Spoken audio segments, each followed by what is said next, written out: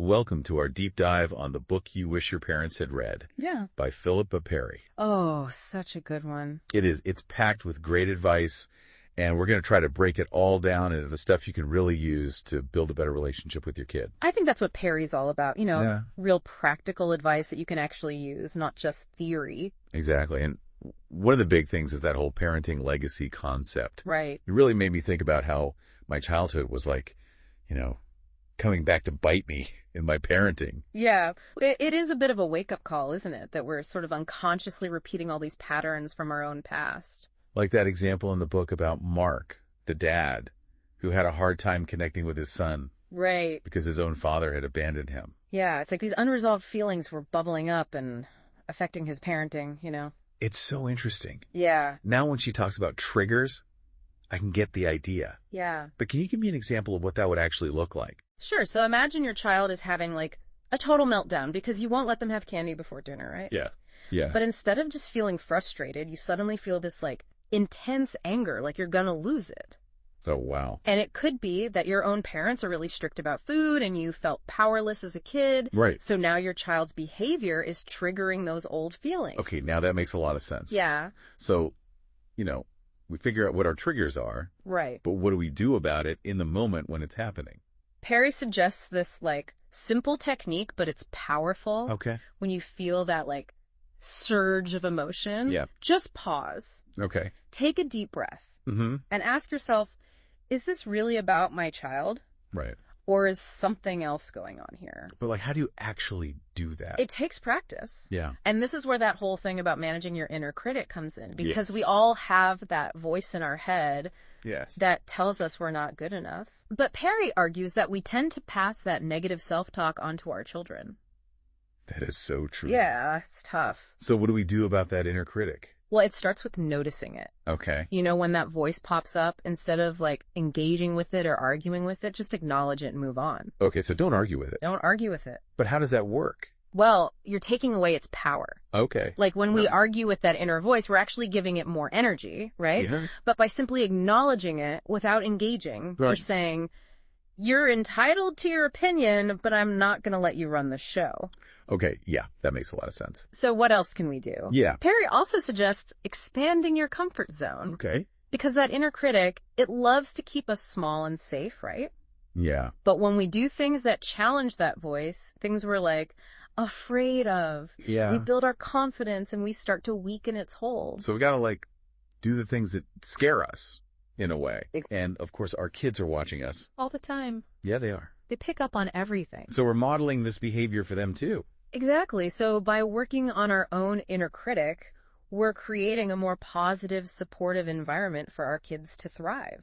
I love that. That's a great way to put it. So now that we've kind of looked at, the impact of our own past, Yeah. let's explore how to create a more positive family dynamic, Okay. even when things aren't perfect, One of the things I love about this book is how Perry emphasizes creating that supportive family structure, Yeah. even if the parents aren't together. She tells the story of James, who's really hesitant about becoming a father Okay. because he's scared of how much his life is going to change. Well, that's understandable. It is, yeah, especially when you think about such a big transition. Yeah, and change is scary even when it's a good change. Absolutely. So what does she say about that? She says embrace it. Ah. Like trying to cling to the past, the way things used to be, that just leads to frustration Right. and resentment. And we all know conflict is inevitable. Oh, absolutely. Even in the most loving families, Yeah. there's going to be arguments. And she talks about this thing called fact tennis, which is hilarious, but so real. Oh my gosh, yes. Have you ever gotten caught in a fact tennis match? All the time. It's like that back and forth. Yes. Where you're just trying to prove you're right. And nobody wins. Yeah, like the classic argument about the wet towel on the bed. Yeah. Well, I didn't do it. Yes, you did. Exactly. And it goes on and on. It's ridiculous. So what's really going on there? Well, Perry argues that a lot of times it's a bid for attention. Okay. These little attempts to connect, Yeah. But we often miss them because we're so focused on being right. So it's not about the towel. No. It's about feeling seen and heard. Exactly. Okay, so what are some ways to respond to those bids for attention? Well, first, try to focus on expressing appreciation rather than criticism. It's so easy to point out what our kids are doing wrong. It is. But those little bits of positive reinforcement, they can make a world of difference. So instead of saying, don't leave your shoes in the middle of the floor, Right. you could say, thanks for putting your jacket away. That's really helpful. Exactly. Yeah. And remember, kindness is contagious. So when you make an effort to be kind, Yeah. even when your kid isn't, Yeah. they're more likely to reciprocate. So kill them with kindness. Exactly. Okay, what else? This one's so important. Validate their feelings. Okay. Even when those feelings seem totally irrational to us, Okay. it doesn't mean you have to agree with them, or Right. give in to their demands. It's just about acknowledging how they feel. So if my kid is throwing a tantrum because they can't have cookies for breakfast, Right. I could say, I see that you're really upset right now. Exactly. It's hard when you don't get what you want. It's about showing empathy and understanding, Right. which helps your child feel heard and validated. That makes a lot of sense. And that's a powerful foundation for building a strong, loving relationship. This is all great advice. But what about those times when, even when I'm trying to be a good parent, I'm distracted, I'm in a rush, Yeah. and I miss those bids for attention. Right. I'm not even aware that they're happening. Well, Perry addresses this. Okay. And it's something we all do, especially in our busy lives. Yeah. She calls it diaphobia. Okay, diaphobia. And it's basically unintentionally withdrawing from your child's attempts to connect. Can you give me an example?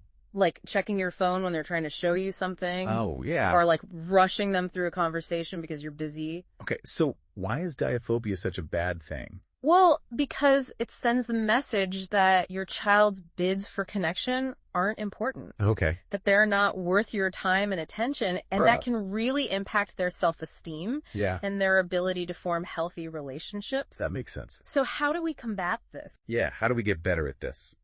Well, Perry suggests practicing something called engaged observation.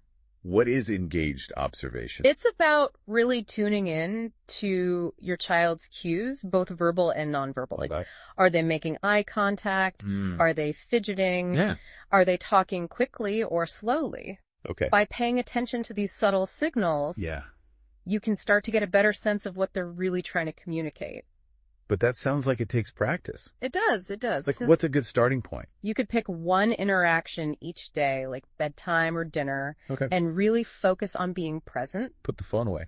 Put the phone away, turn off the TV, give them your undivided attention. Okay. Notice their facial expressions, their body language, the tone of their voice. So we're being detectives, in a way. Exactly. Looking for clues. And the more you practice, the better you'll become at reading their cues and responding. In a way that makes them feel understood. And it reminds me of how important it is to create those opportunities for connection throughout the day. Yes. Not just during designated quality time. Right. And Perry talks about involving kids in everyday activities. She does. Like letting your child help you cook dinner. Or fold laundry. Or even just unpack groceries. Exactly. But sometimes I'm in such a rush to get things done. I get it. I just do it myself, Sure. But I could see how involving them would build that connection. It's not just about the task. It's about the conversation and the interaction. Right. It's a chance to talk and laugh and teach them new skills. That's great. And simply enjoy each other's company. So it's about making them feel like a valued member of the family. Exactly. And speaking of active participation, Perry talks about dealing with difficult behavior. She does, those times when our kids really push our buttons. Yeah. And her approach is all about understanding the needs driving that behavior, rather than just trying to control it. And I love that concept of love bombing. It can be so powerful. It sounds intense, but in a good way. It is. So tell me more about that. Well, Perry explains that sometimes kids act out because they feel unseen or unheard. Right. They're desperate for attention, and sometimes negative attention is better than no attention. So they're not intentionally trying to be bad. Right. They're just trying to get their needs met. Exactly. And that's where love bombing comes in. Okay. It's about like showering your child with positive attention and creating a space where they feel safe, loved, and connected. So what does a love bombing session look like? So you set aside a chunk of time, Okay. like a day or even a weekend, Wow. Okay. and you completely dedicate yourself to your child. Okay. You let them choose the activities, the food, the schedule. That sounds fun. It is. And throughout it all, you're expressing your love and appreciation, both verbally and non-verbally. So you're like hitting the reset button. Exactly. Okay, now, I know this might sound silly, What's that? but how about when kids have tantrums? Oh, tantrums. Yeah. Perry offers some advice on how to manage those. She does, and it all starts with staying calm. Okay, easier said than done. I know. So my kid's screaming, throwing toys, and I'm supposed to just stay calm. You are. How? Well, one thing that can help is to remember that a tantrum is not a choice. Yeah. It's an expression of overwhelming emotion. Okay. A sign that their coping mechanisms are overloaded. So we shouldn't punish them. No, we need to help them regulate those emotions. Okay. And one of the most helpful things you can do is to name the feeling behind the tantrum. Okay. You can say something like, "You're really angry that you can't have ice cream right now." Okay. Or, "I see you're feeling frustrated because you want to keep playing." So you're helping them connect their emotions to words? Exactly. Yeah. Which is so important for developing self-awareness. And then once they've calmed down, Right. you can talk about more appropriate ways to express those feelings. So it's not about letting them get away with bad behavior. No, it's about teaching them healthier coping mechanisms. Right. And I think this ties into everything we've been talking about, It does. It all connects. It's about validating feelings, setting boundaries, Right. communicating effectively, Yeah. and ultimately creating a relationship based on mutual respect and understanding. And that leads us to boundaries. Yes, boundaries. Which are so important, but so hard to figure out. They are. What does Perry say about setting boundaries? Well, one of her key points is to focus on defining ourselves rather than labeling the child. Okay, I'm not sure I understand what that means. Okay, so instead of saying you're being bad or you're not to be trusted, Right. we can say, "I can't allow you to hit your brother," or "I need you to be home by 10 p.m. So you're focusing on the behavior and your own needs. Exactly. Rather than making judgments about the child. Exactly. It's about setting clear limits Yeah. while still conveying love and respect. That's really helpful. Good. And one more thing before we move on. Perry talks about how we need to be mindful of our own baggage from childhood Oh, absolutely. and how it can impact our parenting. It's like we can't give our children what we didn't receive ourselves. Exactly. And she's really honest about how our own unresolved issues can come up. Right. Like in the way we react to a messy room. Yes. Or handle their emotional outbursts. And sometimes we need to do some work on ourselves before we can show up as the parents we want to be. It's not about being perfect. No. It's about being aware. Yes. And breaking those cycles. Exactly. And that brings us to communication. Yes, communication. Perry emphasizes creating a space where our kids feel safe, sharing their thoughts and feelings. Even the messy ones. Yeah, even the tough ones. And this is where that concept of feeling felt comes in. Okay, feeling felt. That's an interesting phrase. It's about truly understanding and acknowledging our child's emotional experience. What does that look like with kids? Well, think about it this way. Okay. When a child's feelings are consistently dismissed or denied, Yeah. they learn that those feelings are unacceptable. Right, like their feelings don't matter. Exactly. And Yeah. they may start to suppress their emotions, which can lead to problems down the road. But when we validate their feelings, Yes. we're sending the message that they're safe to feel however they feel. Mm.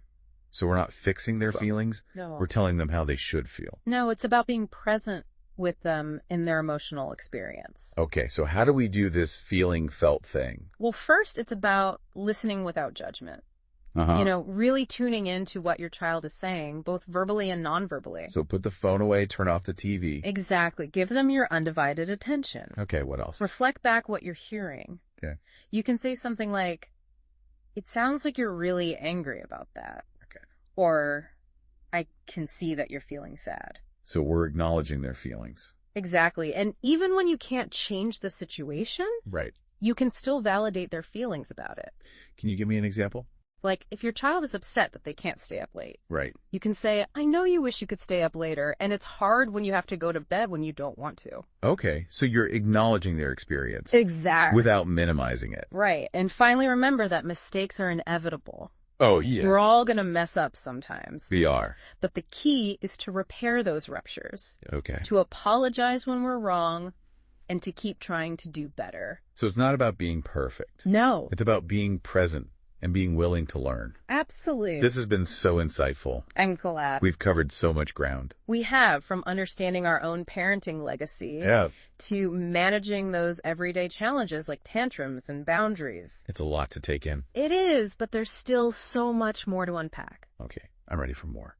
So We were talking about all this great advice for raising kids. Yeah. But it's important to remember that this parent-child relationship, it's a lifelong journey. It is. Perry talks about cultivating that bond, even as your kids become adults. I appreciate that she talks about that stage because so much of the parenting advice out there, it focuses on those younger years. Yeah.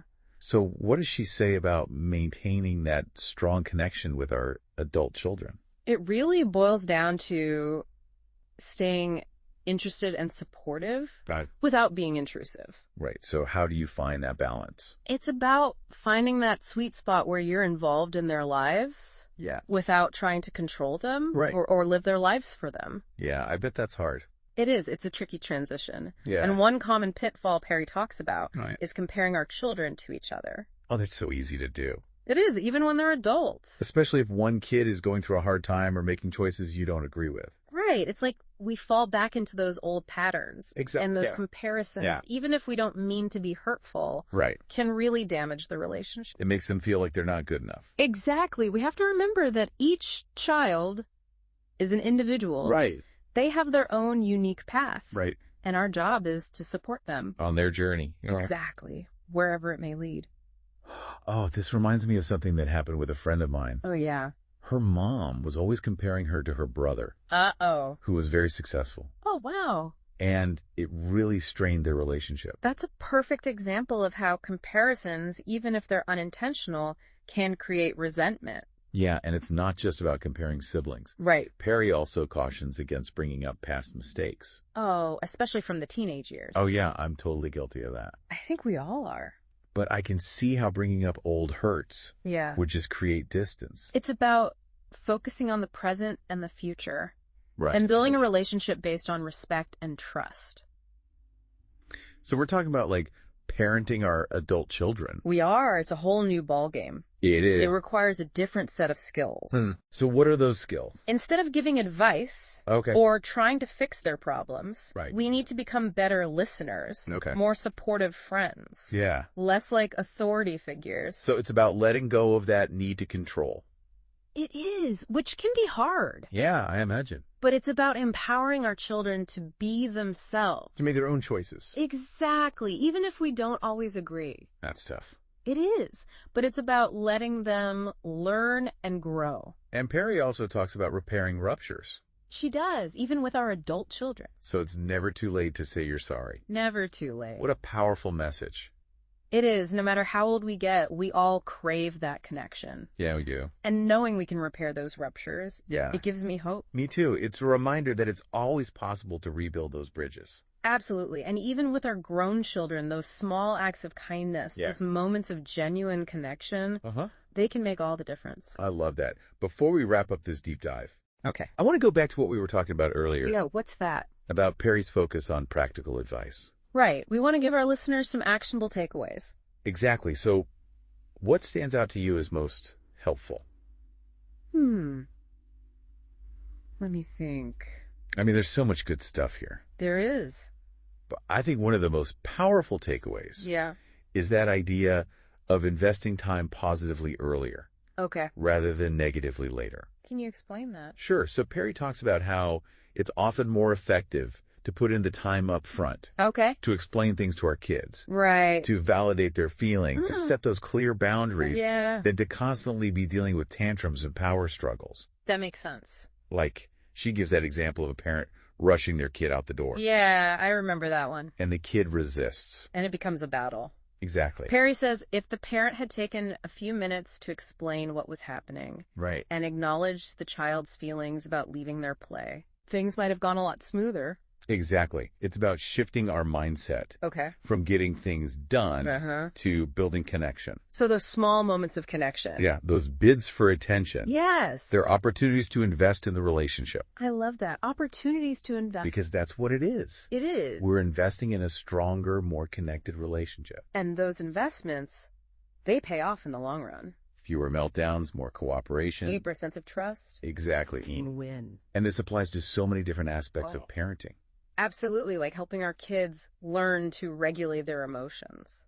Right. We can't just tell them to calm down. No, we have to model it ourselves. And create a safe space for them to express their feelings. Exactly. And Perry gives some great tips for managing tantrums. Like, don't take it personally. Yes. Name the feeling behind the behavior. Offer comfort and reassurance. It's about empathy. Exactly. Exactly. Not escalation. And then once things have calmed down. Right. We can help them problem solve. Exactly. Find healthier ways to express those big feelings. And she also emphasizes setting clear boundaries. Especially with teenagers. Right. That's a whole other challenge. It is, but the same principles apply. Clarity, consistency. Respect. And remember, involve them in the process. Right. Focus on collaboration, not control. Be open to their feedback. Even when it's tough to hear. Exactly. Because even teenagers need to feel understood. They do. And we can set boundaries without resorting to punishment or control. And all of this leads to that idea of cultivating a lifelong bond. Right. It doesn't end when they turn 18. It doesn't. We can continue to be there for them. As a source of love and support. Throughout their lives. And we can always work to repair those ruptures. Absolutely. Because those relationships are always evolving. This has been such a helpful conversation. I'm glad. I feel like we've covered so much. We have. But there's always more to learn. Okay. I'm ready for the final part. That question about one specific action really got me thinking. Me too. It's easy to get overwhelmed with all this parenting advice. Oh, absolutely. There's so much out there. Yeah. But I love how Perry reminds us that even small changes can make a big impact. It's so true. Sometimes we think we need these grand gestures, but really it's those everyday moments. Yeah. There's little acts of kindness that build a strong relationship. And you know what I find so interesting? What's that? So much of this advice isn't just for parents. Yeah, no, right. It applies to any relationship. Exactly. Partners, friends, family. It's all about communication and empathy and respecting boundaries. I think if you zoom out, it's about recognizing the humanity in each other. That's a great way to put it. You know, whether it's our child or our partner. Yeah. I all want to feel seen and heard and understood. It's so basic, but we forget. They do. And when we make that effort, it strengthens the bond. And it creates a more positive dynamic. And this idea of investing time positively earlier rather than negatively later. I keep coming back to that. I know, me too. It's like preventative medicine. Yeah, if we put in the effort to build those strong connections early on, we're less likely to have huge blow-ups later. Exactly. It's fascinating how Perry challenges these traditional ideas about discipline. Yeah. It's not about control, it's about guidance. About helping them develop those life skills. Exactly, like emotional regulation and communication. And she's so reassuring that it's never too late to start making changes. That's one of my favorite things about her work. Yeah, it's so hopeful.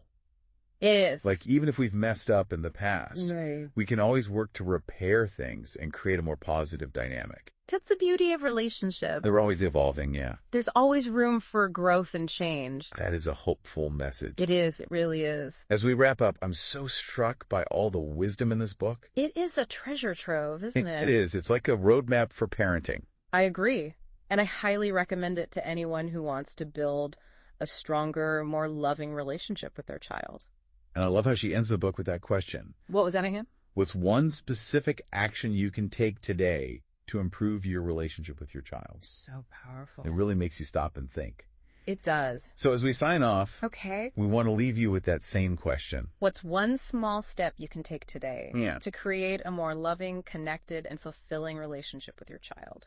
Even small changes can make a big impact. They really can, and that impact can ripple out. Yeah. And create a more positive world. One family at a time. That's beautiful. Thanks for joining us on this deep dive. It's been a pleasure. We'll see you next time.